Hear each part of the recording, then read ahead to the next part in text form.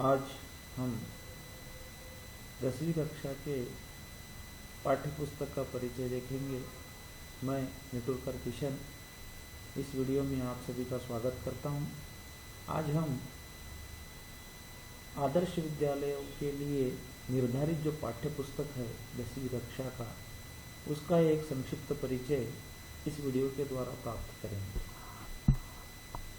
हमारी जो किताब है उस किताब का या पाठ्य पुस्तक का नाम है स्पर्श, जो कि भाग 2 कहलाती है।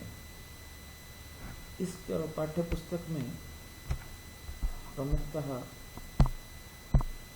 2 भागों में इस पाठ्य पुस्तक को विभाजित किया गया है। पहला भाग है गद्य और दूसरा भाग है पद्य।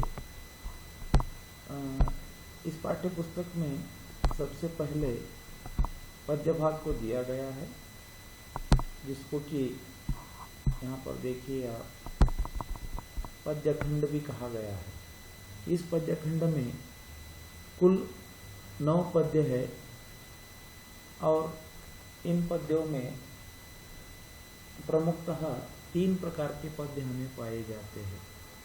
पहले जो 3 पद्य है यानी कि कबीर, मीरा, बिहारी। अब कबीर की साखी यहाँ पर है, मीरा के पद है, बिहारी के दोहे। ये सारे पुराने पद्य या जिसे कि हम भक्तिकालीन पद्य कहते हैं, उस कैटेगरी में ये आते हैं। उसके बाद मैथिली शरण गुप्त, सुमित्रानंदन पंत और महादेवी वर्मा, उनके जो क्रमशः पद्य है मनुष्यता, पर्वत प्रदेश में पावस, मधुर मधुर मेरे दीपक जल, ये सब आधुनिक काल के छायावाद कालीन कविता संग्रह हम इसे कह सकते हैं। और उसके बाद आगे जो है वीरेंद्र डंगवाल, कैफी आजमी और रविंद्रनाथ ठाकुर, तो कर चले हम फिदा और आत्मत्राण, ये आधुनिक विचार शैली में फिल्मी गानों की तरह ये कविताएं हैं। उसके बाद दूसरा भाग है गद्य खंड। इस गद्य खंड में टोटल कुल 8 पाठ यहाँ पर दिए गए हैं। पहला पाठ मुंशी प्रेमचंद द्वारा लिखित बड़े भाई साहब। इसके बाद दूसरा पाठ सीताराम सेकरिया डायरी का एक पन्ना।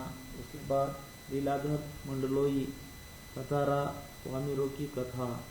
उसके बाद प्रहलाद अग्रवाल की तीसरी कसम के शिल्पकार शैलेंद्र। उसके बाद अंतोन चेखव का गिरगिट। फिदा पाजली का पाठ है अब कहाँ दूसरे के दुख से दुखी होने वाले। उसके बाद रविंद्र केलेकर के 2 पाठ एक ही पाठ में सम्मिलित है, पतझर से टूटी पत्तियां। उसमें गिन्नी सिक्का सोना और जीवन की देन। और लास्ट में हबीब तनवीर का कारतूस, जो कि एक एकांकी है। ऐसा हमारा पाठ्यक्रम इस साल के लिए दिया गया है। इस पाठ्यक्रम के जो पहला खंड है उसके बारे में मैं आपको संक्षिप्त रूप से बताना चाहूँगा। कबीर, मीरा और बिहारी, ये जो 3 पद्य है, ये तीनों भी आदिकालीन पद्य माने जाते हैं, जिसको कि भक्ति परंपरा कहा जाता है।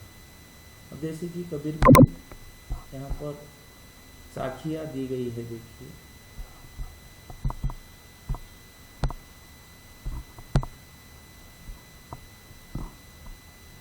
अब यहाँ पर कबीर की साखी, और इन साखियों में लगभग 6-7 साखियाँ दी गई है। साखी यानी कि साक्षी। लेकिन इसी के साथ साथ अगर देखा जाए तो यहाँ पर सबसे पहले कबीरदास का परिचय दिया गया है। उनके बारे में जानकारी के बाद पद्य आते हैं और इसी प्रकार से सारे पद्य यहाँ पर दिखाई देते हैं। यहाँ पर कबीर की साखी है तो मीरा के पद है और बिहारी के दोहे है। बिहारी के दोहे नीति पर दोहे कहलाते हैं। कबीर की साखियाँ जो कि एक विटनेस जिसे हम कहते हैं उसके तौर पर आ जाते हैं, और मीरा के जो पद है वो भक्ति के मार्ग पर हमें लेकर चले जाते हैं।